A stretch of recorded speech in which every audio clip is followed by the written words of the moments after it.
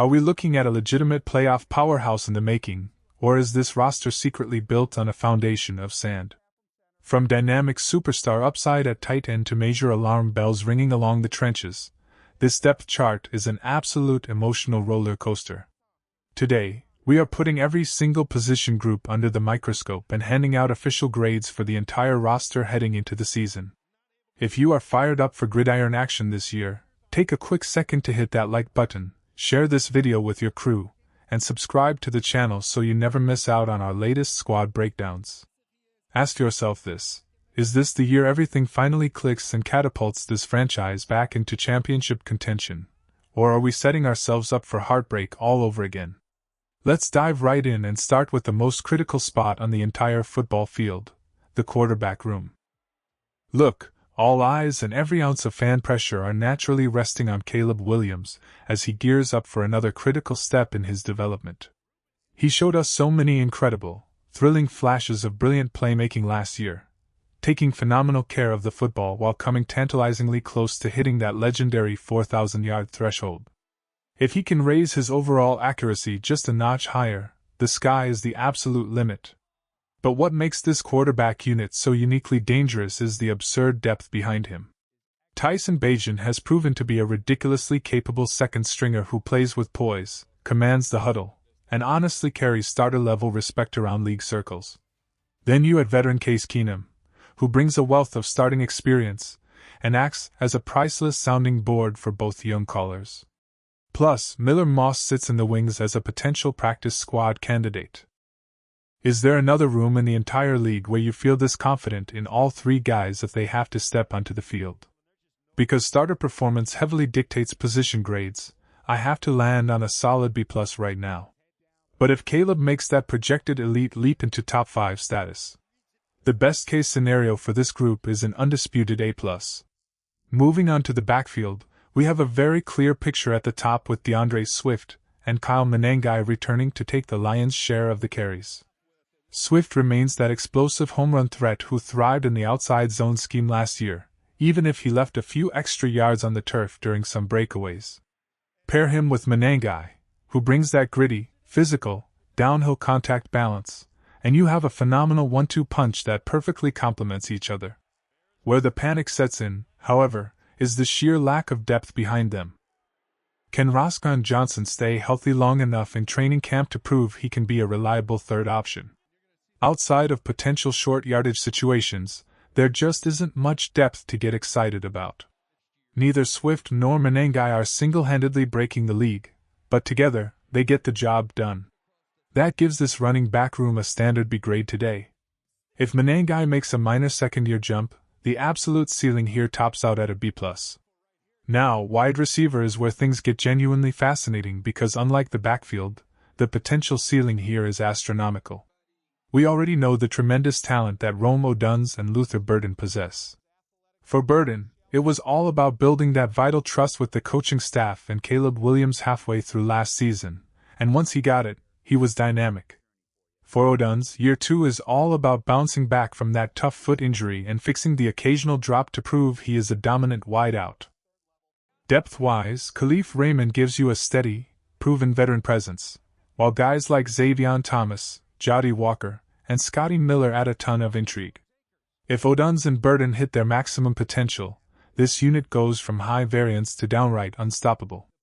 Right now, I am placing this room at a solid B grade, but if those young wideouts erupt, the best-case end-of-season grade is an undeniable A. That brings us to what might genuinely be the nastiest, most dominant position group on the entire roster, the tight ends. Colston Loveland is an absolute nightmare matchup for defensive coordinators. He capped off last season in absolute star fashion, dominating the Green Bay Packers in the playoffs with an 8-catch, 137-yard masterclass. His route running and open field agility are absurd. Then you complement him with Cole Kmet, who ranks as one of the single best second-string tight ends in football. Kmet does all the dirty blocking work while remaining an incredibly reliable hands catcher. Add in Sam Roush, who possesses endless athletic potential, and defenses running against 12 personnel featuring Burden, Odunze, Kmet, and Loveland are going to be hyperventilating. This brings me directly to our question of the day. Do you agree that this tight end group is the single strongest position on the team, or is there another unit you trust more? Drop your take in the comments right now. Given the insane talent at the top, I am giving the tight ends an undeniable A grade today. If Roush produces and Loveland takes another step forward, this becomes an A+ unit and arguably the top tight end room in the entire NFL. Turning our attention to the trenches, the offensive line took a bit of a hit losing Drew Dalman, but the front office rebounded nicely by trading for Garrett Bradbury and drafting Logan Jones. Jones brings a playing style heavily reminiscent of Dalman, while Bradbury offers high-level athletic quickness and pre-snap intelligence. Darnell Wright, Joe Thuney, and Jonah Jackson form a trio of high-level, rock-solid starters. The big question mark is left tackle Braxton Jones, who is finally fully healthy after dealing with nagging injuries the past couple of years. The depth is quietly strong too, with Jordan McFadden showing playoff composure, Thayer Munford offering positional flexibility, Jedrick Wills bringing former first-round caliber depth, and Luke Newman displaying intriguing sixth-round promise. If Braxton Jones plays above-average football, this group will be dominant. Because of the minor center and left tackle questions, I have this unit sitting at an A- right now, with a best-case ceiling of a pure A. Now, let's address the elephant in the room. The defensive line is easily the most concerning and weakest spot on this roster. That isn't to say there aren't player highlights. Montez Sweat is a legitimate force who racked up 10 sacks last season while remaining stout against the run. Austin Booker showed incredible promise down the stretch, generating 4.5 sacks over his final 6 games, including a huge postseason sack. But beyond them, the questions are terrifying. Can Javon Dexter improve his run defense to match his pass-rushing flashes? Can Grady Jarrett dig deep and find that vintage form near the end of his career? Depth pieces like Jamri Kwama, Neville Gallimore, James Lynch, Kentavious Street, and Jordan Van Den Berg leave a massive amount to be desired. This unit has struggled against both the run and the pass. Right now, this group gets a harsh C-. If Booker explodes and the interior holds up, maybe they can crawl into a B-, but currently, they are below average. Moving back to the second level, the linebacker room presents a fascinating puzzle. You have 6 guys in Devin Bush, T.J. Edwards, DeMarco Jackson, Noah Sewell, Jack Sanborn, and Keyshawn Elliott where you feel moderately comfortable if they have to step onto the field. Ruben Hippolyte also adds second-year developmental depth. Bringing in Devin Bush after his career-reviving campaign gives this defense incredible sideline-to-sideline speed and coverage ability. Meanwhile, T.J. Edwards is working his way back from a leg injury, bringing crucial instincts and run-stopping leadership. If DeMarco Jackson gets more reps in coverage alongside Bush, this unit can elevate quickly. It lacks top-tier superstar star power, which keeps the current grade at a B-, but with good health and tactical rotation, the best-case scenario is a B+. The cornerback room offers the widest range of potential outcomes on the whole team. Everything hinges on health. Jalen Johnson and Kyler Gordon missed 10 and 14 games respectively last season due to injuries. When healthy, they form one of the premier corner tandems in football, but Gordon was already dealing with soft tissue issues this offseason. Behind them, can Tariq Stevenson lock down the boundary with week-in, week-out consistency? Will Malik Muhammad push for reps, and where does Terrell Smith fit in? If injuries force this defense into playing soft coverage like last year, it gets ugly fast.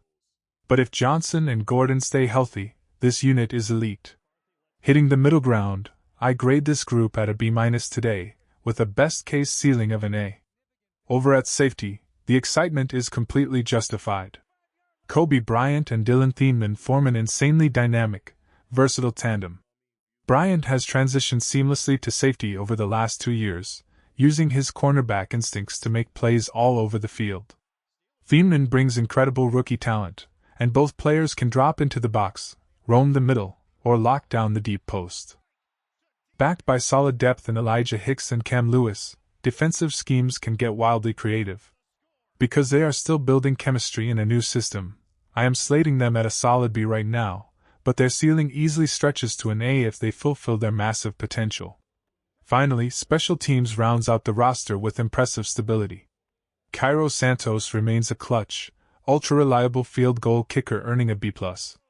Torrey Taylor finished 11th in net punting average after a strong second half, carrying B-level potential. The real spark comes in the return game, where Khalif Raymond and explosive rookie Xavion Thomas give this squad elite game-changing juice under the kickoff rules.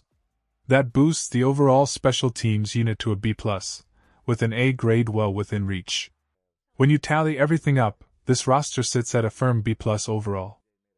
That doesn't make them the top Super Bowl favorite today, but it firmly places them in that lethal second tier of playoff contenders capable of beating anyone when hot. Now I want to hear from every single one of you. How do you grade this overall roster heading into the season? A, B, C, D, or F? Drop your official grade in the comments below, share your thoughts, and don't forget to hit subscribe on your way out. Catch you next time.